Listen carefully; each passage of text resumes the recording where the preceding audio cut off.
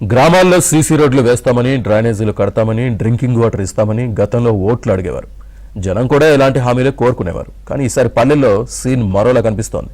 తమను గెలిపిస్తే కోతుల బెడద లేకుండా చేస్తామని కొంతమంది అభ్యర్థులు ప్రచారం చేస్తుంటే, కోతులు లేకుండా చేసేవారికే మా ఓటు వేస్తామని కొన్ని గ్రామాల ప్రజలు తేల్చి చెబుతున్నారు. దీంతో అభ్యర్థులు కోతులను పట్టుకుని పనులు పడ్డారు. జనగాం జిల్లా నర్మెట్ట తరిగొప్పుల్లో సర్పంచ్ అభ్యర్థి శ్రీధర్ గౌడ్ జ్యోతి గ్రామాన్ని పట్టుపీడిస్తున్న కోతుల బెడద నుంచి ఉపశమనం కల్పించేందుకు నడుం బిగించారు.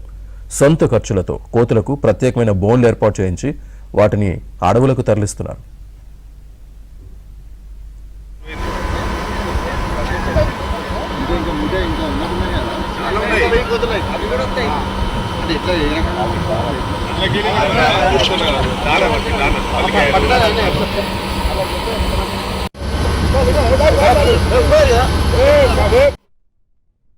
గ్రామాన్ని పట్టి పీడిస్తున్న కోతులు, పందులు, కుక్కల బెడదను పూర్తిగా నిర్మూలిస్తానని మాటిస్తున్నా. అదేవిధంగా మండల కేంద్రంగా ఏర్పడి మౌలిక వసతుల లేమితో సీసీ రోడ్లు, డ్రైనేజ్ వ్యవస్థ, తాగునీటి వ్యవస్థను పూర్తి స్థాయిలో 3 నెలల లోపల సరి చేస్తా అని కూడా ఈ సందర్భంగా హామీ